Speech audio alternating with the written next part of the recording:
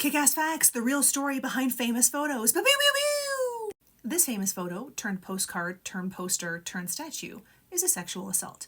Greta Zimmer, a Jewish refugee from Austria who lost her parents in the Holocaust, had gone to get the news off the ticker tape sign at Broadway and 7th Avenue during a work break.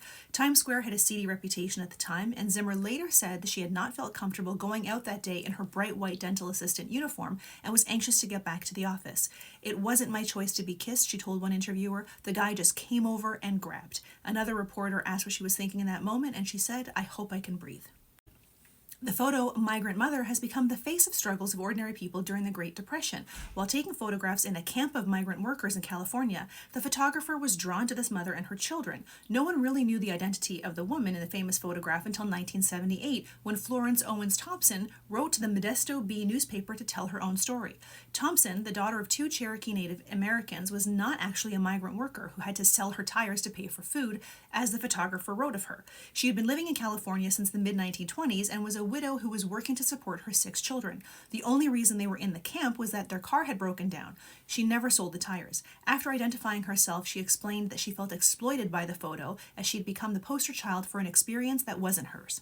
This photograph was named the most recognized photograph in National Geographic's history and put the life of its subject in danger even 35 plus years later. Afghan Girl was taken in 1984 of Sharbat Gula, an Afghan refugee in Pakistan during the Soviet-Afghan War. The portrait was described as the first world's third world Mona Lisa. Along with her father, brother, and 3 sisters, she walked across the mountains to a refugee camp in 1984 where she was photographed.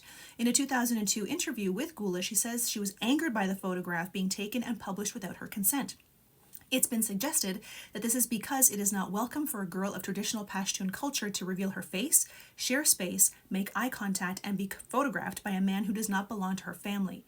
With the takeover of Afghanistan by the Taliban in 2021, the Taliban threatened or intimidated high-profile women. The photo made Gula globally famous, which put her in danger. At her request, she was evacuated to Italy. The Radium Girls, famous photo, excellent book, definitely recommend, were factory workers who contracted radiation poisoning from painting watch dials with self-luminous paint. After being told that the paint was harmless, the women in each facility ingested deadly amounts of radium after being instructed to point their brushes on their lips to give them a fine tip. Some also painted their fingernails, face, and teeth with a glowing substance. Hundreds of young girls and women who worked in these watch factories during the 1920s were exposed to so much radium they went home glowing in the dark. The prolonged exposure to radium used in a luminous paint that coated the watch faces caused their vertebrae to collapse, their jaws to swell up and fall off, and their lives to slowly end in agony while battling cancer. The first time I saw this photo, it had a caption saying all the people who live in this town, island, or whatever had to wear gas masks because the air was so noxious.